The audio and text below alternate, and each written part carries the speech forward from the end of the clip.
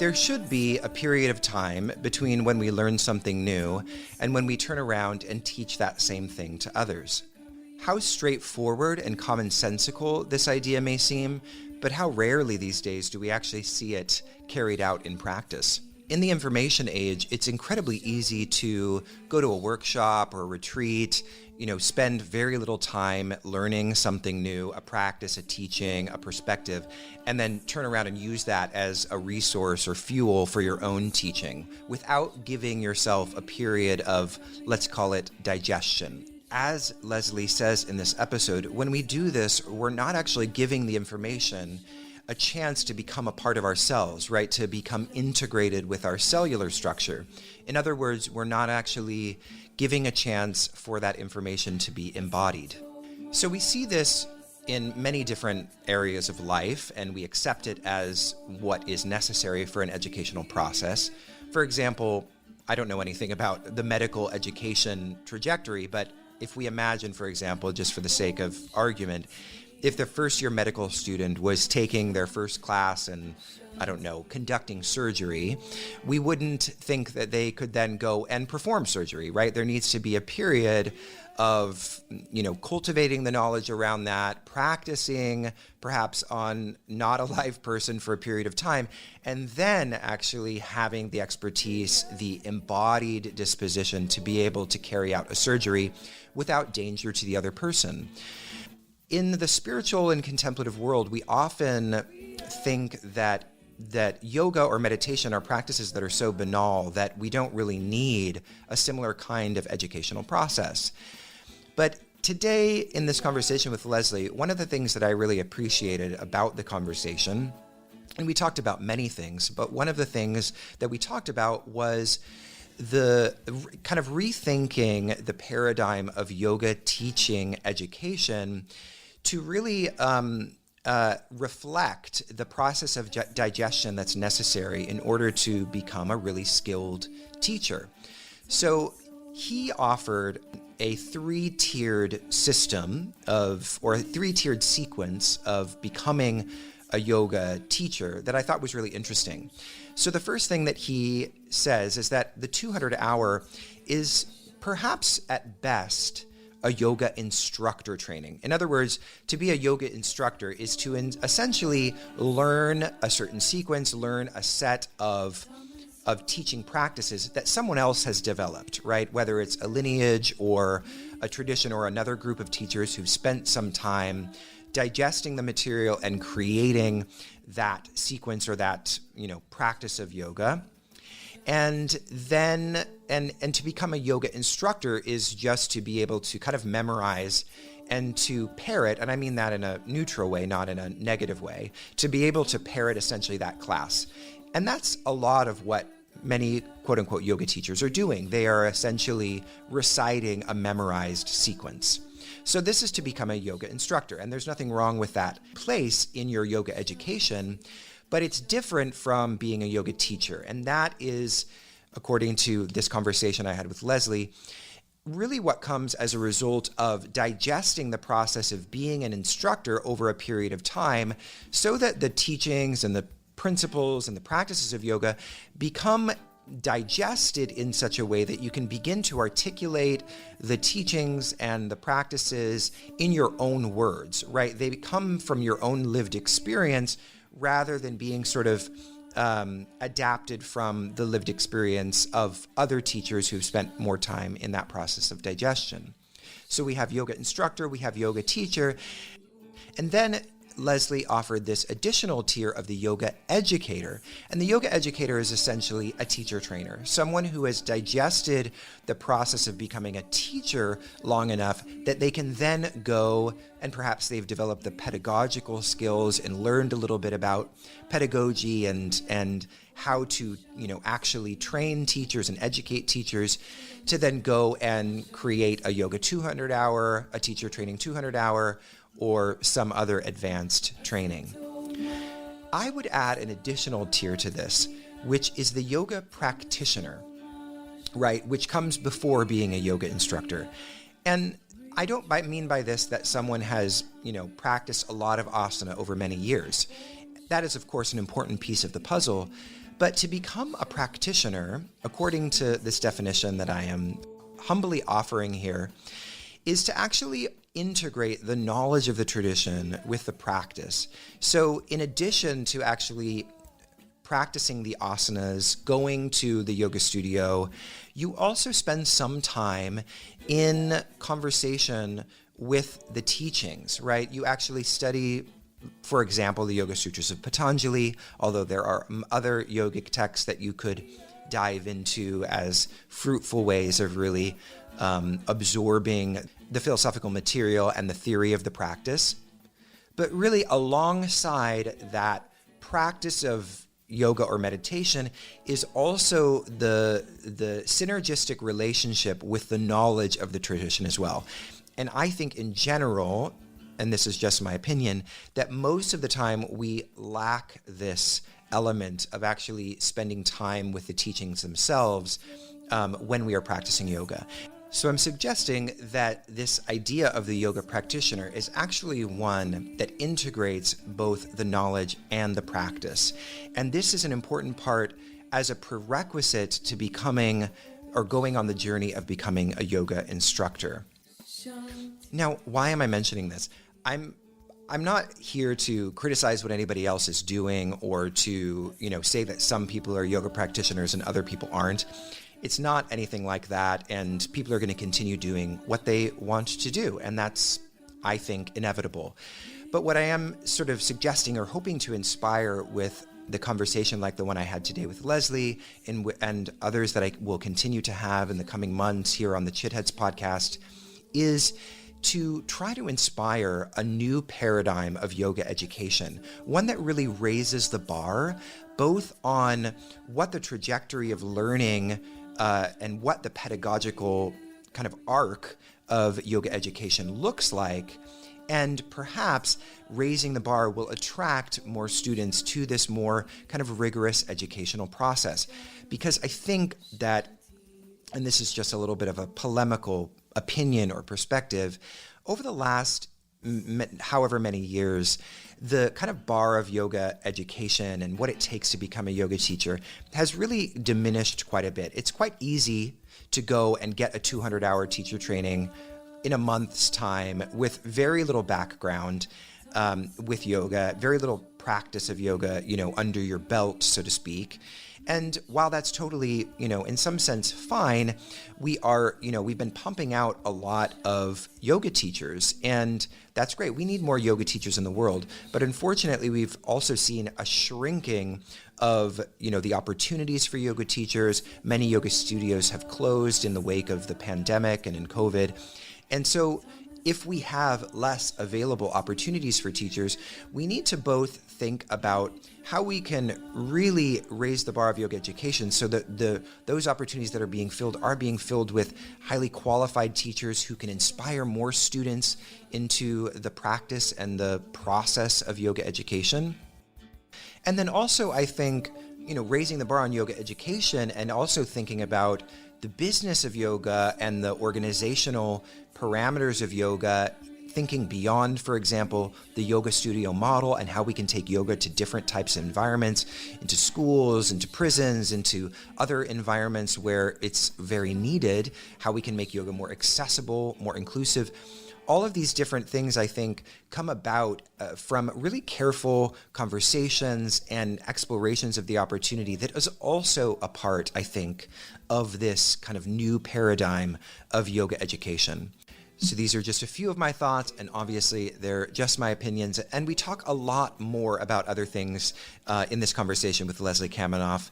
We talk a lot about the yoga anatomy craze in the yoga teaching community. We talk about some of what has happened, over the course of the pandemic.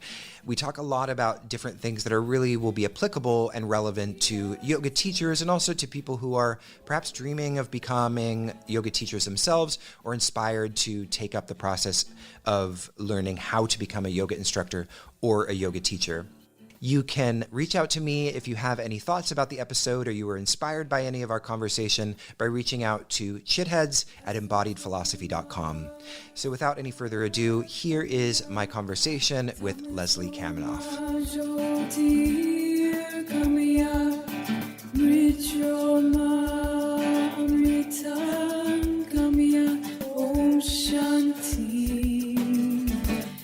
Shanti, Shanti, Om. Hi, Leslie. Hello, Jacob. How are you? I'm good. How are you doing? I'm doing well. I'm just thrilled to be here in London and having some free time to drop by. You were just an easy walk from where we've been staying. Yeah, I was really excited to see that you were at the studio that I've been going to, Mission, which is a beautiful space owned by a wonderful person, Jenny Wilkinson Priest. Shout out to Jenny. Shout out Jenny. and Simon. And Simon, yes. And so, have you been to London before? Yeah, I've been here several times to teach, and previously for Try Yoga, when Jenny was running yoga for Try Yoga. So it was just a natural thing to just follow her into the new space. What's changed about London or the yoga community here since you were here last? I was in the UK in 2021, but not in London. I was in Manchester because we had a workshop there that had been scheduled and people had paid and all that, but it was originally scheduled for June of 2020. So clearly that didn't happen. So we kept kicking that can down the road. And so that was actually the first sort of large in-person thing I did post-lockdown, was 2021 in Manchester, and then last year here in London.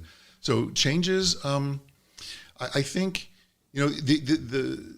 the take used to be that, if you were in New York and sort of in the midst of all of this yoga scene in the States and you'd come to Europe or England or whatever, the take would be like, how many years behind does it feel like they are, in terms of whatever the next thing is or whatever. But it doesn't feel behind like New York. Yeah, sure. Because, a lot of the, I'd say, stylistic or waves of interest in yoga tend to get brewed in, the United States, in these urban areas on the East and the West Coast.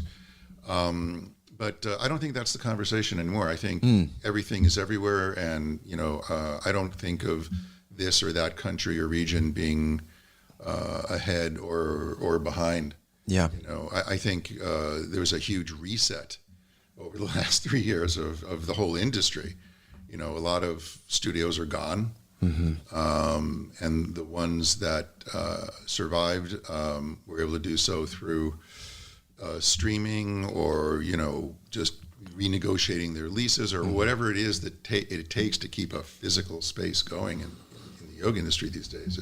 You have to really know what you're doing. Yeah, it was never a high profit business to begin with, and certainly less so when they shut you down and people aren't coming. And the fact that Jenny was able to open a brand new build out here in London is just extraordinary. I don't know anyone anywhere in the world who even would think of attempting anything on that scale in 2023.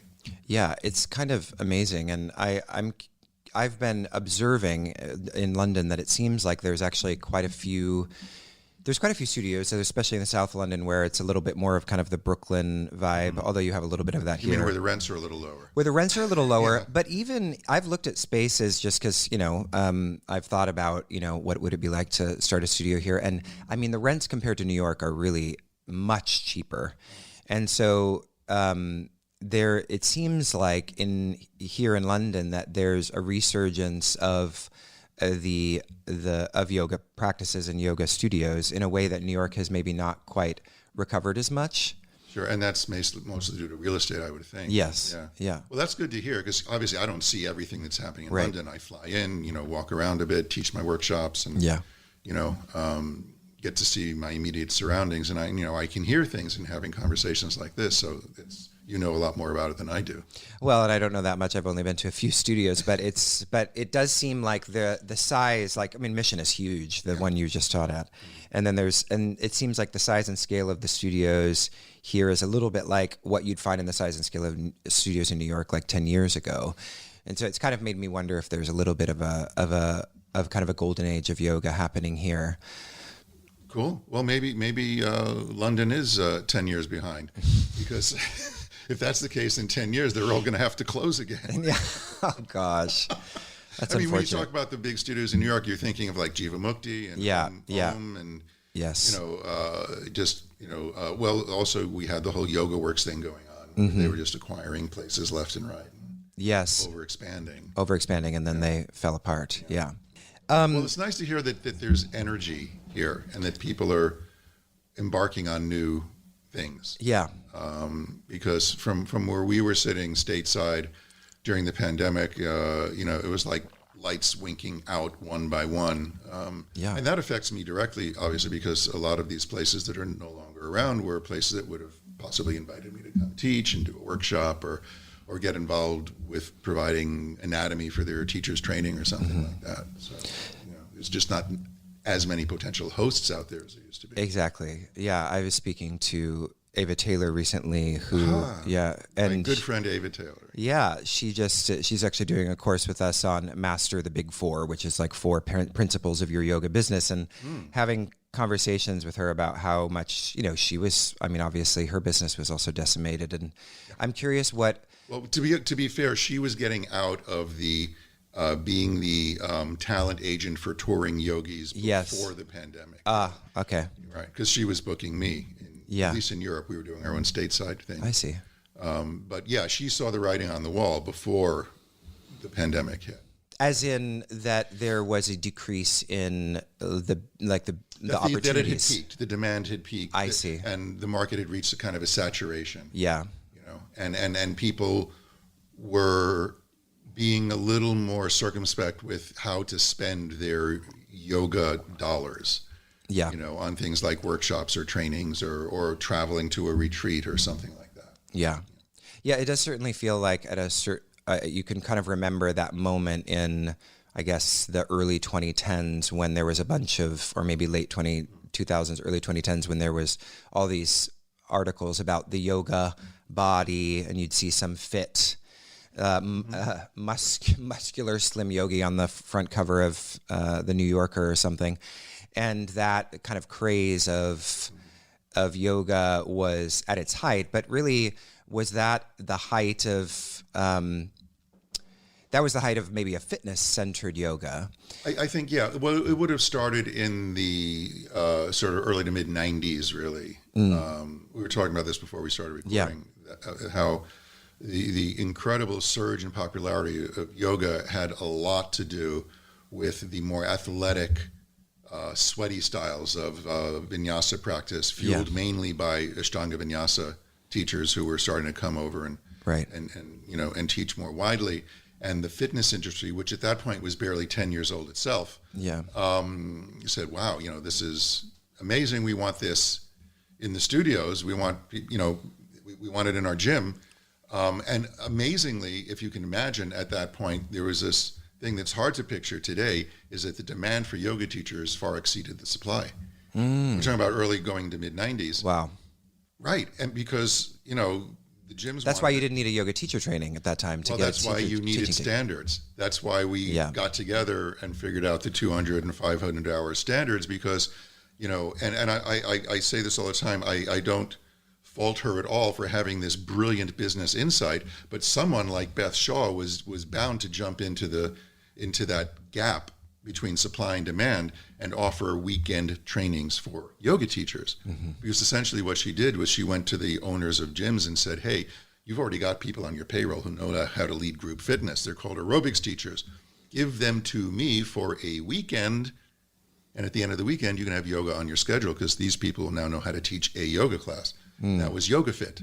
That's how it was born. Wow. And so at that point, some of the folks who were hanging around and talking to each other at, Unity and Yoga conferences and later Yoga Journal conferences, which started in 95, we were like, people are training teachers in a weekend, is that okay with us? I mean, shouldn't there be some minimum standard that, we're willing to put out there for what we consider to be, just baseline training for yoga teachers. That was one part of the conversation that led us to sit down and come up with these standards. As they say in Hamilton, I kind of was in the room where it happened because, I was part of some of those meetings because of the work I had done with Unity and Yoga and, the people that we were connecting who were having these kinds of conversations. Yeah, we actually talked about this in our first interview, which I should mention to those listening or watching, that this is the second interview we've had. And yeah, we did one for Chitheads in 2000. Actually, it was a very early on interview. I think you were probably in I meant to look at it before, but I think it was before number 20. Wow. It's been going for 7 years, and I should be in the 300s by now, but I haven't been publishing that regularly. Okay. But here we are somewhere at 180, and I remember in that conversation we talked a little bit about Yoga Alliance, and I struck a relatively critical position, and I think you had a really nuanced approach to it, because I had sort of suggested at that time that Yoga Alliance was not actually, it had standards, but it wasn't sort of overseeing and there was no way to sort of legislate those and to actually have some sense of oversight of whether or not, the standards were being implemented in the training themselves, right? So really someone could just sort of... It's easy to game the system when no one's following up. Right, exactly. And you could basically fill out a document that satisfied Yoga Alliance and then, conduct your training in a completely different way. Yeah. But they were trying to implement things like, social credentialing where there was, feedback and reviews and things like that would help to weed out the bad actors or the substandard thing. So that initiative never really went anywhere with the Alliance. And it's changed recently. I've noticed again. It's now you can do a 200-hour entirely online. Well, they had to. They had to. There's no way they weren't gonna. Right. I sort of thought initially that they would go back after COVID, that they would sort of return, but There's no going back. There's no going back. There's no going back. What are you going to do? You're going to tell all the people that are paying dues to your organization, which is what keeps it going, that their business model is no longer valid? Yeah. And also, to take a less cynical, view on it, as much as online, is deficient in the in real life aspect of yoga, which is very important to folks like us, it does make it accessible to a whole range of people who otherwise wouldn't be able to. That's very true. Get this kind of training. And look, the 200 hours, the problem I always had with it is that from the beginning we called it an RYT, which is a registered yoga teacher. And my point had always been, again, to bring a little nuance to the conversation, that after 200 hours, you're at best an instructor. Yeah. Registered yoga instructor, which means you've been given a class to teach, someone else figured out, a sequence of some kind. And you've been given some words to say, which are not necessarily your words. And that's fine. There's nothing wrong with that. Everyone needs that as a starting point. That was my starting point when I trained with Shivananda. I learned the Shivananda sequence, and I learned the words to say to get people to go through the sequence, and that's how I had the confidence, such as it was at the time, to get in front of a room and lead people through an hour and a half of yoga, right? Everyone needs something as a starting point, and I think 200 is a starting point. And whether you get it online or in person, as long as it's acknowledged that this is the beginning of what it takes to become a teacher, then there would have been less confusion from the get-go, and people would have less problems with things like online trainings because, to be honest, there's some people out there who have been trained as teachers in the post-COVID or during COVID era who have never taught an in real life class, who have been trained online and they teach online. Mm-hmm. And I don't have a problem with that. Why would anyone have a problem with that? Some people aren't leaving their house. Some people don't feel safe going to, an in-person class, and they've been able to get whatever instruction and benefit that they can from, over the internet. Why would someone have a problem with that? Yeah. I mean, I guess I hear the point about, it's a starting point because it certainly is. But do you think that the missing piece there is that, generally speaking, many people approach it as if it's the beginning and the end? Well, sure. Yeah, and that there's not enough emphasis, maybe perhaps, on like how to contextualize the 200-hour into a larger sequence of kind of educational formation. Well, that's a problem in a lot of areas of the world, not just yoga. Yeah, I mean, right. like, for example, when a surgeon treats, his job of doing whatever surgery as the beginning and the end, and as soon as the surgery's over, his job is done. Goodbye, good luck. What kind of follow-up is being offered? Mm-hmm.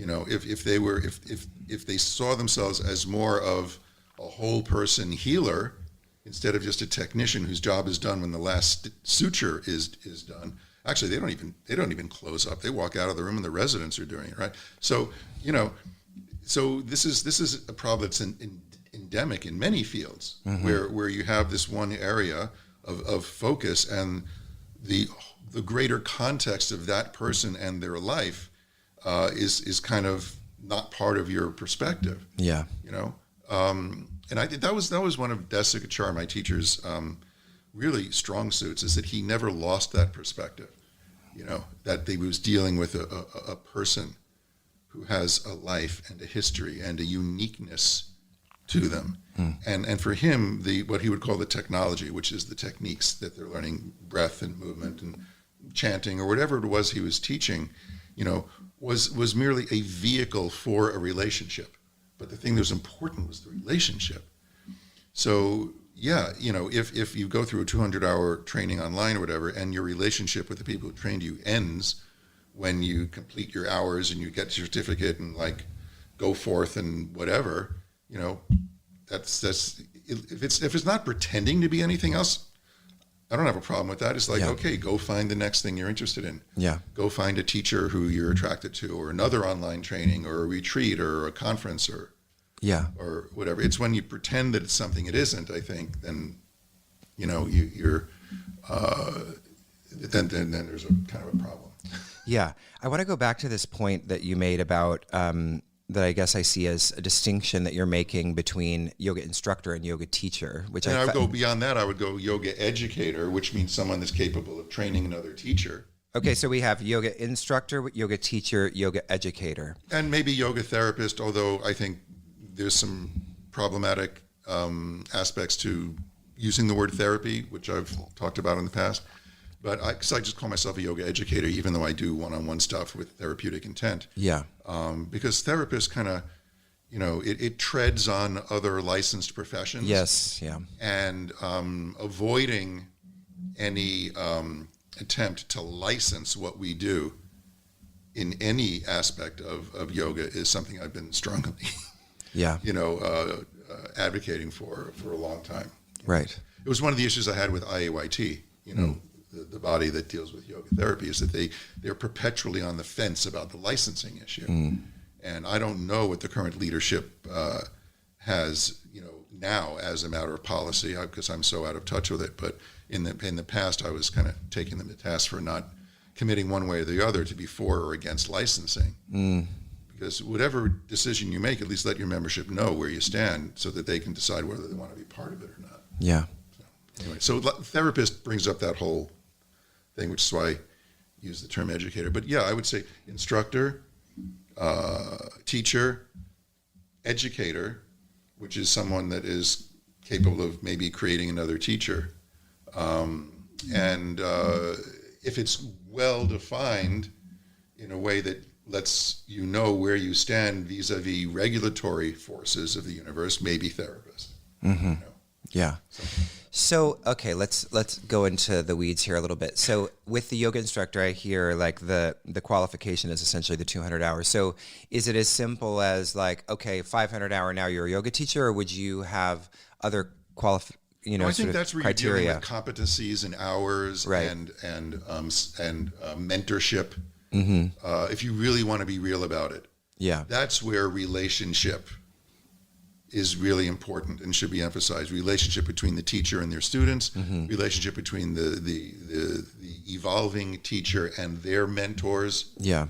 And the ability to demonstrate some level of competency in generating a class sequence, in generating a dialogue that's yours and authentic, and not just parroting someone else.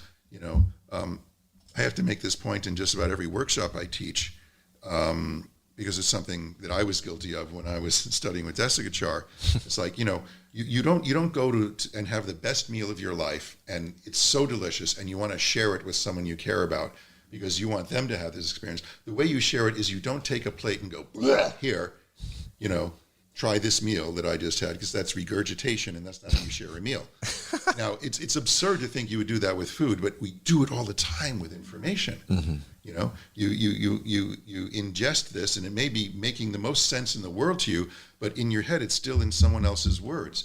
You have not digested and absorbed it yet. It has not become part of your cells, and you have not sorted out the parts that are going to become part of your cells from the parts that you're going to shit into the toilet, right? So it's not all going to be useful. Some of it is waste, but it takes a process of digestion for all of this to happen.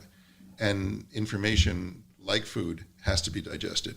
So between 200 and 500 hours, there has to be some kind of period of time where, you're allowing these teachings and your experience and what you've observed and modified and understood and studied and discussed, it all becomes part of yourself. So you're capable then, hopefully at the end of, let's say, a 500-hour process, of generating a class, of generating an experience for people out of your own understanding and using your own words, or, as I do frequently, quoting with proper attribution the people who have inspired you.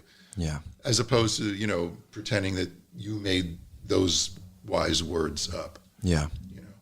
Whenever I quote Desikachar, I try to make it very clear to people, please remember, this thing I just said, that's something he said. Because I've actually seen, like on Instagram or whatever, after I've taught, his words being attributed to me, and it makes my skin crawl. Yikes. When there's sort of misattribution there. Yeah. Or something I said being like twisted in ways that I never meant and being attributed to me. So what are you going to do? Yeah. This brings up, I love this idea of digestion, and it's something that I feel like oftentimes one thinks about in relation to how much practice one has engaged. So, both the actual yogic practice itself, but also the practice of teaching. But another thing that kind of occurs to me, and what I was sort of wondering how it fits into this sort of hierarchy, I guess, for lack of a better word, that we're talking about is yoga philosophy and the way in which it's historically been distilled in a yoga class. So I'm thinking of the classic model of someone teaching a Dharma talk at the beginning of class, and I've been in that situation many times where I'm a little bit eye-rolling. Is that a classic model? As far as I can tell, Sharon and David invented that. Okay, so that's an interesting point, because I did do much of my initial practice was at Jivamukti, actually here in London originally, and then I moved on to New York. But I remember thinking, just so many times, eye roll, just feeling like it was pat and sort of undigested. And so there's don't leave out the video of slaughterhouses. That's always a big part of the video of slaughterhouse. Oh yeah. Oh yeah, they were very much into that. Indoctrination. Yes, the vegan indoctrination. Yeah. Well, ahimsa, Leslie. Yeah, but directed at whom? Yeah, right. That's the students who were not vegans. No. So. Or we're going to get ourselves in trouble. So I guess one of the things that I'm interested in where it plays in is this. There is this kind of, let's say, role or position of almost like a spiritual advisor that is sort of implicitly read into the identity oftentimes of a yoga teacher by students, maybe not in all contexts, especially if they've only ever taken a yoga class at a fitness center, they don't think of that as necessarily involved. But, there is, and I remember, I don't teach asana as much anymore, but certainly there is this perception of the teacher as somehow having a sort of access to spiritual knowledge, yogic knowledge, in a way that they may not necessarily have, especially if they've been digesting the yoga in a particular way. So I'm wondering where that plays into this idea of the instructor, the teacher, the educator, the therapist. Like, is there a role for that, or is that another kind of angle entirely? I think there's a place for, in the education of a yoga educator, a place for understanding some of the basic dynamics of projection. Mm-hmm. Because it's not just yoga teachers who are put on the pedestal, it's anyone at the front of a room in any kind of position of authority. Yeah. You become a blank screen for people's projections and issues that they have that have developed around people at the fronts of rooms, whether they're, teachers or priests or drill sergeants or, gurus or whomever. Yeah. And that's a basic fundamental human dynamic that is just as important as understanding how your lungs work or what your diaphragm does. Mm-hmm. So, and I think within a yogic model of knowledge, it's very easily placed in the same conversation you're having about the koshas. Like, sure, it's all well and good to learn the 19 parts of the astral body if that's how you're teaching the koshas. The antakarana and the 5 indriyas and karma indriyas, whatever. So fine, right? But within that, let's have a talk about actual human psychological, emotional dynamics and what you're going to be hit with at the front of a room. Yeah. When you start talking and leading people through a series of practices that basically opens them up to their own embodiment, to their own inner experience.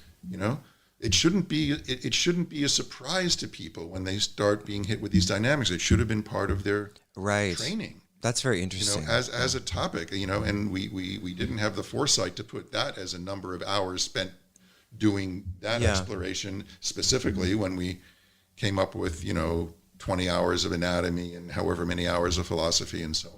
What is that module, if you were to give it a title and define it? What is that module?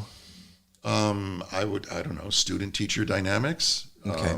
The psychology of the classroom. Yeah. Whatever you want to call it. It's you don't want to have to learn that on the fly once you are starting to be embedded in it and having a problem with it. I mean, look, people who are explicitly trained in that, meaning, psychoanalysts and psychologists and, psychotherapists, they have issues with it. Yeah. And it's part of their training. That's why you learn about transference and countertransference and why, if you're a therapist, you have to have a therapist who you can go to, to discuss your countertransference issues and all of that. Just watch The Sopranos and see how that works. It was depicted actually quite well. Yeah. So is it safe to say that actually that would be a nice evolution of our yoga teaching model to actually it require some sort of, I guess maybe for lack of a better term, it's some kind of accountability model where that is built into the yogic system, right? You had your teacher, your guru, is rife with discomfort. That term is for many people, but it is, historically what was required to kind of be within a lineage and to ensure that, you weren't off track for whatever, in whatever way. And that seems to have been pretty much completely dissolved, partly by abuses that have come to light of teachers. So I wanted to talk to you about this actually. Well, the hierarchical model maybe is crumbling, but the underlying psychodynamics that give rise to that are just human. Those will never go. Of course, yeah. But how do we, I guess, reclaim the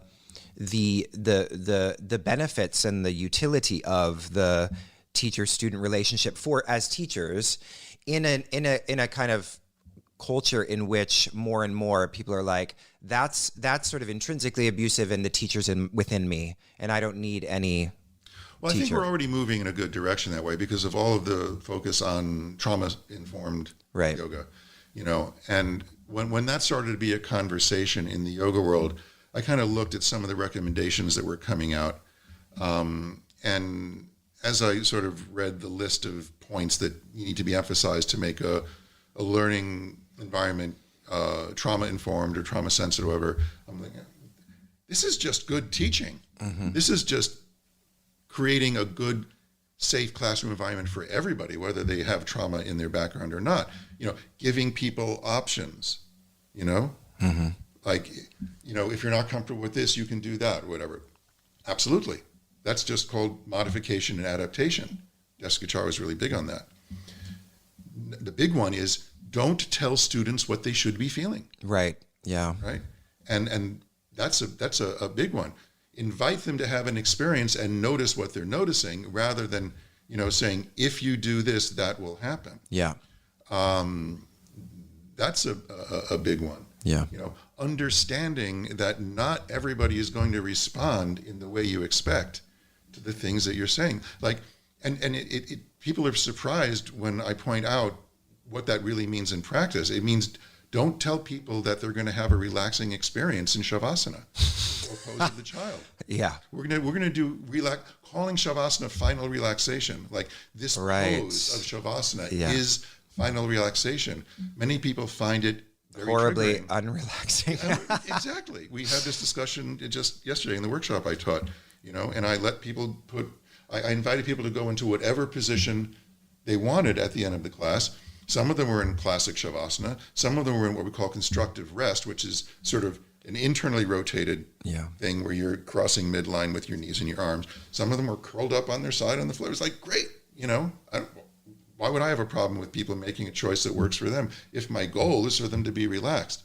So, I think we're moving in a good direction in terms of understanding the psychodynamics of a classroom by having these sort of trauma-informed conversations. But I think we need to recognize that what makes something safe for someone who has a trauma profile is just good pedagogy. It's just good teaching. Yeah. And we need to kind of acknowledge that that's what we're talking about. And not assuming this position of all-knowing authority at the front of the room. Yeah. Or maybe not assuming it, but not deflecting it when it's projected on you. Yeah. Desikachar was a master at that, by the way, and he was like Teflon. You'd see people trying to run all kinds of trips on him all the time, and he very gracefully and benevolently would sidestep it without making the person feel like an idiot. And so that's been a real role model. Yeah. So this brings up an interesting question that I like to ask. Because as you were talking about being uncomfortable in Shavasana, the question that arises for me is there... I want to make a distinction there. Okay. Can I just clarify some nuance there? Sometimes in yoga, the whole point is to deal with whatever discomfort arises and see what it is about a situation that's sort of triggering us and see if there's a way to release into it so that it's not uncomfortable. Yeah. It's not like all discomfort should be avoided. Yes. But there's a big difference between that and asking someone to do something that's clearly triggering for them, that's shutting them down and denying them the space in their nervous system to make that choice not to be triggered. And that takes some skill. Yeah. But to me, that's the big conversation about yoga practice. You can go straight to Patanjali's definition of practice at the beginning of the second chapter. Tapas Swadhyaya Ishvara Pranidhana. Tapas is working against the grain. You're encountering some resistance. You're working outside your samskara, intentionally. You're intentionally provoking perhaps some reaction that some knee-jerk reaction you're having to a situation, and then giving yourself the space to not react or to respond differently. That's tapas. Ishvara Pranidhana, though, that's about surrendering to something that's not, at least maybe not right now, or maybe not by its nature, perhaps going to respond to your choices. It's not under your control. Something which by its nature you can only surrender to, because that's the relationship to have with those kinds of things. And swadhyaya, of course, is, well, you know, you need this self-reflective attitude to be able to distinguish one from the other. This is a living embodiment of the serenity prayer, you know, where you ask for the strength to change the things you can, the serenity to accept the things you cannot, and the wisdom to know the difference. To me, that is that sutra. Yeah. You know? Yeah. And even more powerfully, because I teach breath, that's the breath, because it's both voluntary and autonomic. Mm-hmm. So the very thing that keeps you alive is the teacher of this principle when you start working with the breath, because you run into situations where you're controlling the breath and pacing it and, you know, shaping it in particular ways, which you can only do up to a point, at which point you lose control and something autonomic takes over. It's an amazing process when you view practice through that lens of that equation, for lack of a better term, tapas, svadhyaya, ishvara, pranidhana. So just to be clear, not all discomfort needs to be avoided. Right. Not all pleasure needs to be indulged. Yes. But how do you know the difference? Exactly. You know, that's the swadhyaya. Yeah. That's great. That's actually exactly what I was going to ask, because I sometimes get a little bit annoyed when I was in a class the other day and they said, you know, just do whatever is pleasing and pleasurable. And, you know, I can see to the extent and the reasoning behind wanting to, you know, lean towards that, then lean towards pain and, you know, some sort of austere practice. But it's just true that, like, poses are not always comfortable. And I sometimes like to ask the question of whether or not we're trauma over-informed in the sense that everything has become a trigger, right? Where's the challenge then? Yes. Well, I go again to Patanjali in the sthira sukha formulation that we find again in the second chapter, where there's a sthira sukha of a learning environment. So the kind of classes that you're describing, well, we'll look at it this way. What is the sthira and sukha of a learning environment? I think the sukha is this attitude of inquiry. We're in UK, so I say inquire instead of inquiry. Where you're giving people the space to have their own experience, to have it be theirs, you know, where you're not directing them towards a certain outcome, but you're saying, what do you notice? Like, try this, try that, see what you notice. That's a model for introducing inquiry into a process of teaching something. Mm-hmm. But then the question is, what is it that you're teaching? There has to be some technique that you're learning. That's the sthira. That's what gives the structure or the support for whatever's going on in the learning environment. Because if you're all in the sukha sort of inquiry stuff, it's like, yeah, just do what feels good, roll around, I'll put on some music, you know, check in with me in a half hour, we'll see what happened. There's no form there. And that can make people anxious if there's not enough structure. Yeah. Right.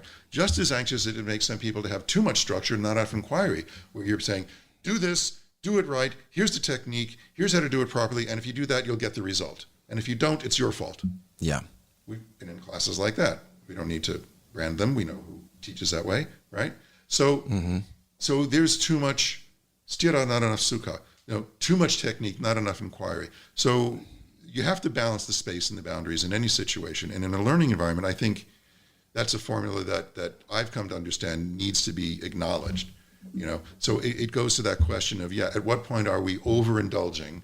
You know, this just, you know, we don't want to challenge you because you may get triggered kind of attitude. And when you go too far in the other direction, it's like, you're just like triggering people all over the place because you're being very reductionistic and didactic, and you're treating people as if they're just these mechanisms where if they perform the techniques correctly, you know, they'll get the result. And if not, it's their fault. You know, and the main difference I see between an inquiry and a technique is that there's no wrong answer to an inquiry. None. That's why it's safe. Even if your response to a question like, what are you noticing, is, I'm confused. That's great. You're recognizing you're confused. That's the beginning of all knowledge. Desikachar would always say that the recognition of confusion is itself a form of clarity. It's a beautiful quote, you know, because it makes it safe to be confused.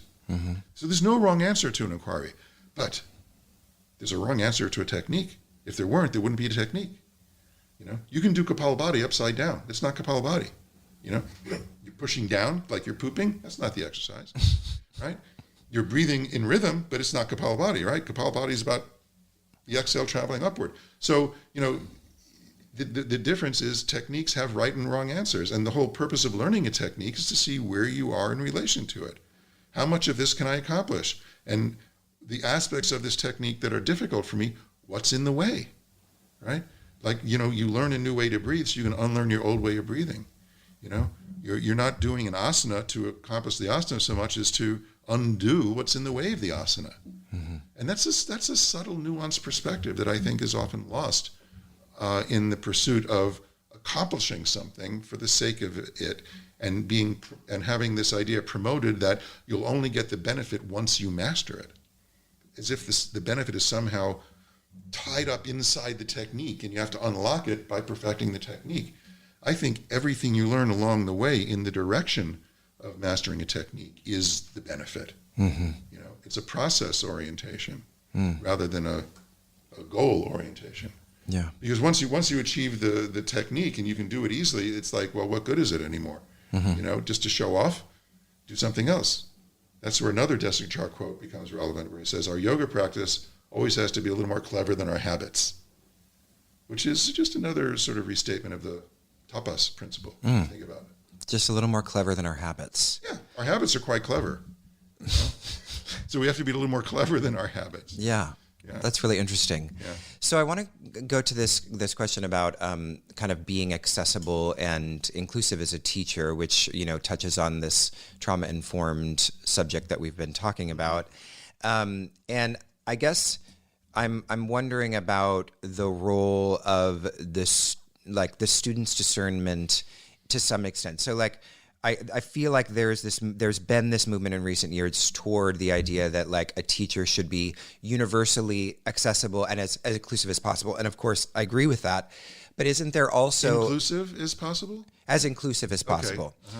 Uh-huh. In the sense that one should be trauma informed. One should ameliorate one's teaching style in such a way that people feel like they belong in that classroom, and that of course has to do with issues around racism and ableism and all of this stuff.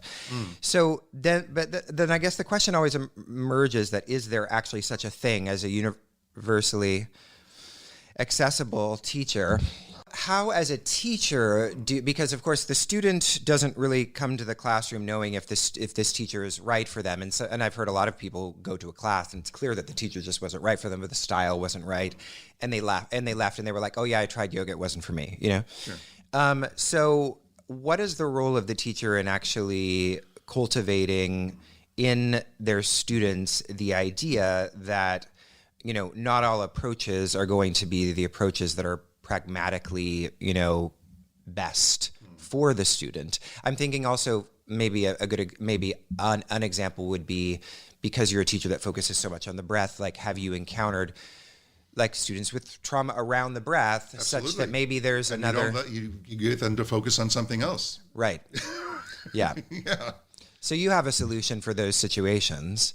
Well, you have to. If you want to make what you're doing accessible. The other thing to remember is I'm a body worker, so I work with people one-on-one quite a bit. So it's clearly about that one person in that context. And a lot of what I do in groups is informed by the sort of things I've learned in one-on-one sessions. Mm-hmm. So there's that dynamic going on in my experience over the last 44 years. It's a long time. A few years older than me. Yeah. So, well, when I hear you ask that question, I keep thinking, like, what if we were having a talk about a musician, like, and should someone transpose your question to the field of music? Should a musician make his music accessible to everybody, right? Who could potentially be listening to it, so that they don't change the station or go on? I think what you're suggesting is actually literally impossible for a single human being to do. Yeah. And for a musician to be in the studio or at their piano or with their guitar composing with everyone in mind who could potentially, and not wanting to offend anybody or wanting to attract everybody, what are you going to end up with? Yeah. You know, if you're trying to appeal to everybody, you're actually, writing for Appealing nobody. to no one.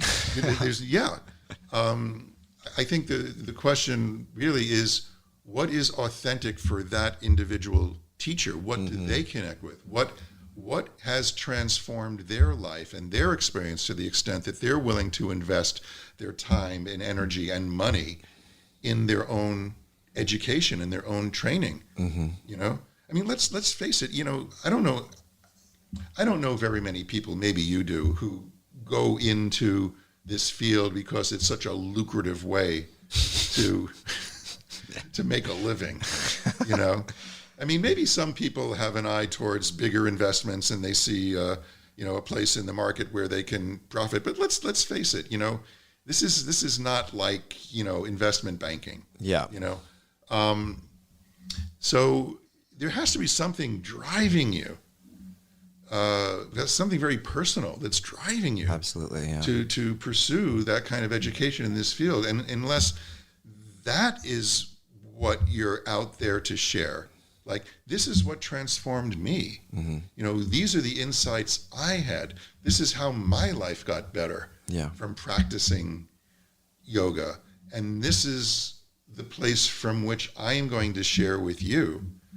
Then, what are we doing? We're just trying to be the least offensive people possible. You know, I would say that if you're being true to yourself, by definition, there's a segment of humanity out there that's going to be offended by you, by your values, and that's not a problem. That's just reality. You know, I mean, there's people out there who voted for folks who we think are idiots because of the votes they cast. And I'm not saying which side of the aisle because that applies to everybody. We know, Leslie. No. But still, because we're in the yoga industry, which has a predominant sort of politics attached to it. But my point is, it works the other way around as well. Yes. Should those people be denied the benefit of having a more embodied experience of their life and of their breath? You know, and if some of these truths that we espouse are truly universal, won't that in the long run make them better human beings?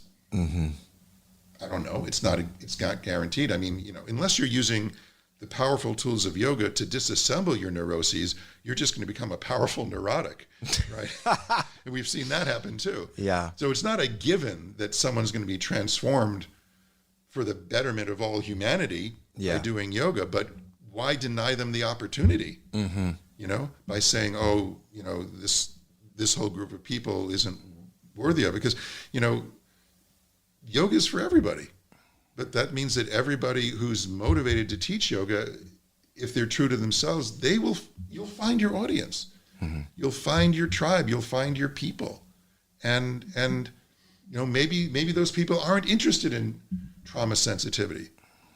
Maybe people who have a trauma background don't belong in your classroom. That's fine. Why should there be a problem with that? And why should anyone assume the authority to be the yoga police or the yoga education police to insist that in order to be a teacher, you must master these things? So, the Alliance has Yoga Alliance has taken a very strong stand in terms of social justice and, diversity, inclusion, and, whatever. And that's fine. But you know what? That's not for everybody. Does that mean that you're out as far as yoga is concerned? And the people who agree with you don't have access to yoga? I don't know. These are interesting questions to ask on a sort of larger institutional level. Yeah, so I'm gonna leave it off so it can it's overheating. I'll have to research later, but we'll use this one for this part. That's very interesting, and I like that we're bringing this up because I feel like there's sort of a middle path somehow being suggested between the 2 points that we're talking about. Because on the one hand, we're talking about a kind of extreme, maybe ideologically driven demand for inclusion, and then there is, on the other hand, the you're talking about speaking from your truth as a teacher, but I could see where, like, if I didn't address my own shit, I could become, an authoritarian figure. And I'm following my trap path as a teacher. I've been watching Teal Swan and a lot of other cult figures recently. okay. I'm obsessed with cults. Are At you? the moment, I find it really fascinating for a lot of reasons that we don't need to get into. But what kind of I observe is, like, there can be this incredible heart-driven commitment to one's connection to whatever teachings they feel are necessary to transmit, and yet still this kind of this strong arm, almost authoritarian disposition that we could say is reflected in some past guru figures and why some of these communities fell out.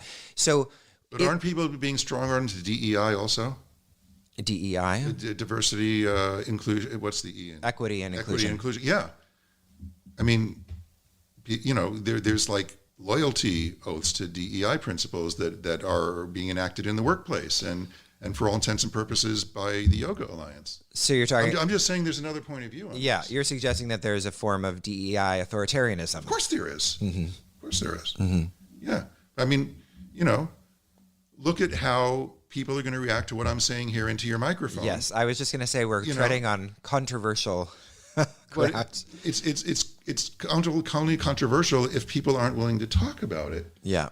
And the fact that for a fact that there's folks out there who are going to hear these words I just said and want to cancel me out of existence. Mm-hmm. That's not authoritarian. Mm-hmm. Come on. Yeah. Yeah.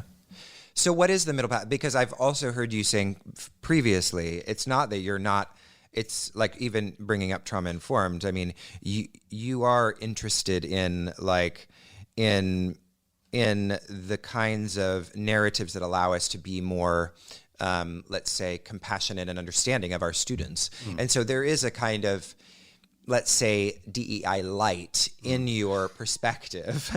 So I'm just curious then, with a lot of these shifts in, and again, I agree with you that there are some certain politically driven ideas about the way that yoga should be taught right now that I think are worthy of criticism and worthy of real deep reflection. But I'm curious with all of these changes, taking out the kind of authoritarian element, like how has your pedagogy changed over the years? Like what have you reflected on and shifted in your own approach to your teaching? Sure. Much more in the direction of what we've been discussing and it's interesting because it's somewhat reflected in the work that Amy Matthews and I did when we were working on this current third edition of Yoga Anatomy. So we looked at the words we had written 10 years before in the second edition, and there were like 1 million copies of those words out there in the world. And we were like, oh no, we would never say these things this way now. Yeah, it involved changing some pronoun stuff to make it more inclusive, absolutely. Yeah. But also just, talking about the diaphragm and what the diaphragm does. We wanted the reader to have the most embodied experience that they could. So we would say your diaphragm, like when your diaphragm does this or that may happen, And so we made it more of an inquiry rather than a directed kind of the diaphragm does this. Because in reality, there's no such thing as the diaphragm floating around as an abstract platonic diaphragm. People have diaphragms, and everyone who has one can experience it, right? So to look at all of the language I use in the classroom from that perspective, and it takes a lot because, our habits are very clever. And particularly as teachers, we have little blocks of, verbal kinds of boilerplate that we use when we're teaching. And to break into the boilerplate and look at where it was being not inclusive, where it was potentially triggering someone, and I could say it in a way that would be more accessible or more inviting to have an experience, to have an inquiry, So that's a constant thing. That I'm aware of that having been a real focus of mine. I would say in the last 10 or 15 years when I have been more traveling and teaching and doing workshops away from home, and seeing all the different people all over the world and their different contexts and their different levels of understanding of yoga and of English, frankly, because there's only a few places where I need a translator. Yeah. Like Japan or in France, we had a workshop where it was being translated into French. But how to. What's interesting, working with the translator is interesting because I'm using half the number of words I would ordinarily use because I'm pausing while they're being translated. Mm-hmm. So I get to think about what's coming out of my mouth next as the translator's working. And so I have to make each word mean twice as much, Yeah. because I get half as many of them. So that's a major evolution as far as I'm concerned of understanding this dynamic of inquiry versus technique in the classroom. That's a major evolution. I've only identified that in terms of sthira sukha, I'd say in the last 5 or 6 years, explicitly having that realization that, there's a sthira and sukha of a learning environment, and it needs to be balanced for it to be successful just as much as a cell's membrane needs to be balanced between permeability and stability. Mm-hmm.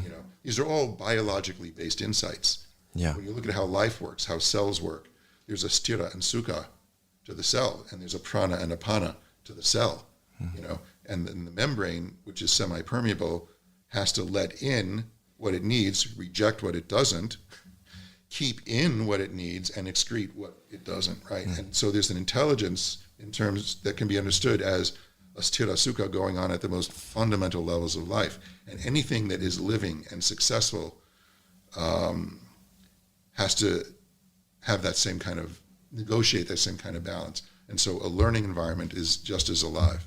Yeah. And so that's been a major evolution for me in just the things I've been sharing. And that's like that sthira sukha thing is the last 5 or 6 years. And then just all the traveling and teaching has really got me thinking about some of these issues in a clearer way, and not the least of which is the fact that we give students a survey to fill out for every workshop I teach.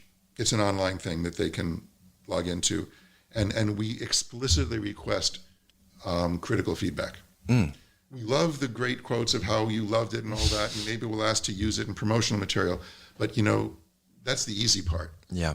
For any teacher to get praise. The tough part is the stuff that, tends to walk out the door and you never hear from them again because something you said or you didn't sit right with them.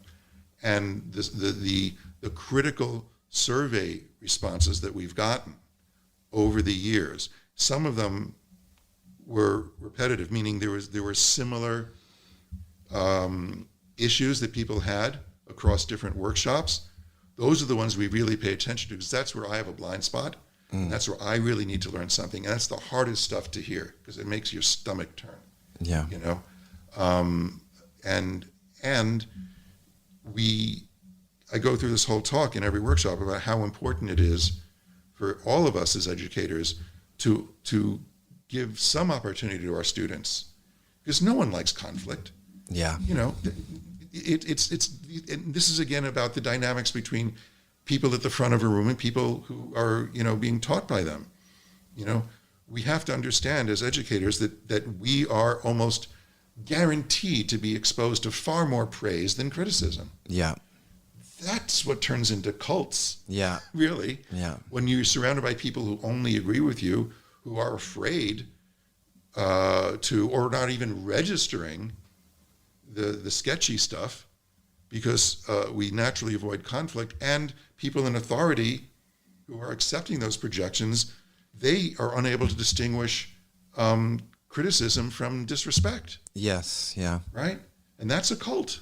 Yeah. So, I go to great lengths in the workshops to say, please take some time. You don't have to do it right away. Maybe you want to think about it for a day or a week or a month. We don't take these things down. They're there forever. But log in at some point, and if anything didn't sit right with you, or you have some critical feedback, or anything at all, as long as you deliver it politely, right? Please let us know. We really do read these things, and this is how we improve what we're doing. Yeah. So that's been a major growth point for me since we've been traveling and teaching and putting these surveys out there. Yeah, that's really good. I mean, I think that's such a great teaching for everybody who is a teacher who does workshops and has the opportunity to get feedback, because yeah, you're right. I mean, taking on that negative feedback or critical feedback, let's say, is how you grow. I mean, how are you going to actually be able to refine what you offer if you're not allowing in that sort of narrative? Right, and it's the stuff people least like to deliver and you least like to hear, and that's what makes it so important. And in honesty, I think that was some of the spirit of what the Alliance was trying to do back when they were introducing this social credentialing thing. Is to have a form for feedback that could be anonymous if it needed to be, because there's repercussions in real life if you're in a training program. And maybe you want to be hired as a teacher by the studio that trained you, yet you have some critical things to say about the way you were trained. It's like, how is that going to sit? Yeah. What's that going to do to your prospects of gaining some employment at the place that you have some criticism for? Mm-hmm. So, and then, how do you prevent people from gaming the system and just flaming other people because they have some personal issue or vendetta that they want to enact, and they're using, a rating system to destroy someone that they're having some beef with. Yeah. So there's problematic ways of that reviewing mechanisms can be abused. Yeah. Can they do it anonymously? I've had rather lengthy discussions with the folks who were in leadership of the Alliance at the time. Mm-hmm. Andrew Tanner is one of the people who's a good friend of mine, and Brandon Hartzell, who was the president of the Alliance at the time. They were the ones who were trying to figure out how to get this to work. But then new leadership came in and other priorities kind of took over. Mm. But there are ways to make it work. But yeah, because I feel like when you can leave your feedback, I mean, I can see the reasoning and the justification for having being able to leave it anonymously, but also does open up. It leaves it open for abuse. Abuse, yeah. Exactly. Yeah. And I mean, I've seen several people who have been taken down through these sites. These essentially. Well, you're talking to someone that has been at the other end of attempts to take me down through anonymous online attacks, just fabricated stuff. So yeah. And how did you take on and resolve that within yourself?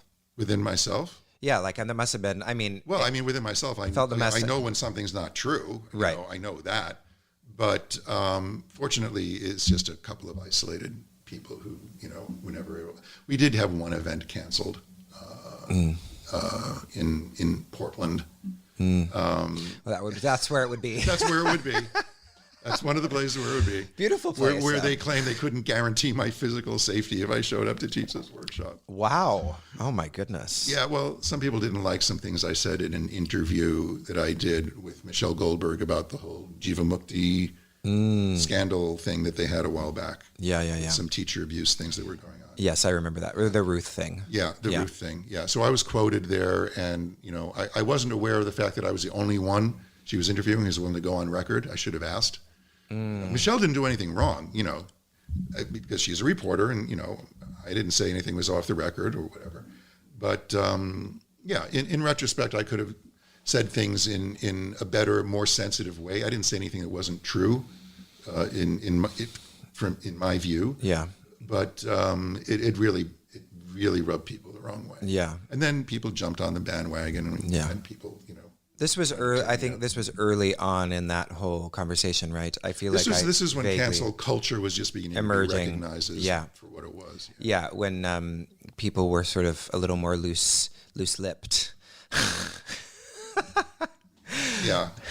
I agree with the impetus and the impulse. I disagree with where it gets taken, like the results of the inquiry, for lack of a better word. And I think that it just gets taken too far in some instances. Absolutely. Yeah. Once you commit down a path and you're on an ideological crusade, and you're all in,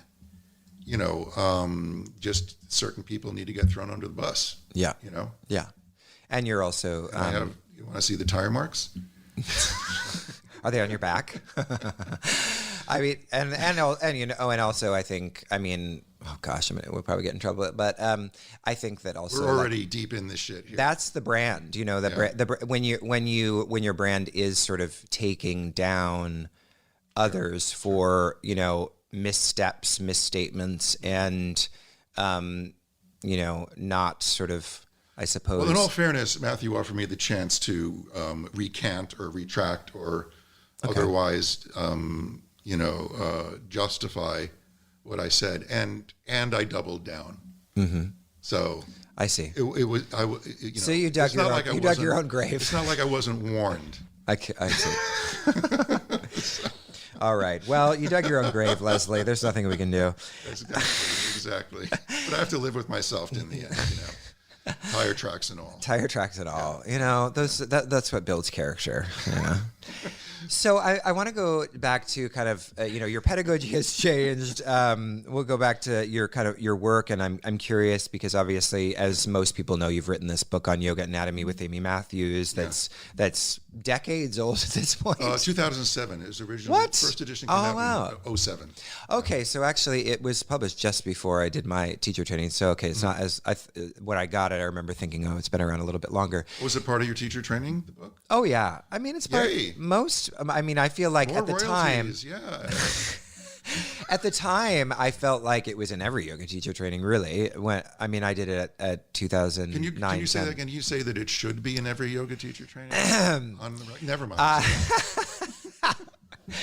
Well, I think Leslie would like you to include the Yoga Anatomy book, and it's in your yoga teacher training, and it's a great book. But I'm curious how it's evolved, and speaking of critical feedback, I'm sure people have suggested that certain things should be included that weren't. Or how has the book, or how has your approach to yoga anatomy evolved since that book? Well, it's evolved quite a bit because since the book was published in 2007. I've continued my education in anatomy, mostly in the lab at this point, because we do cadaver dissection. And we've started to lead our own cadaver dissection workshops. Not me and Amy, but me and a colleague of mine, Lori Nemitz, who has vast experience in the lab and is a master dissector. But prior to that, I was doing most of my work with Gil Headley, who's a real pioneer in the sort of week-long cadaver dissection experience for non-medical people. And that's where I had my first experiences of learning through dissection.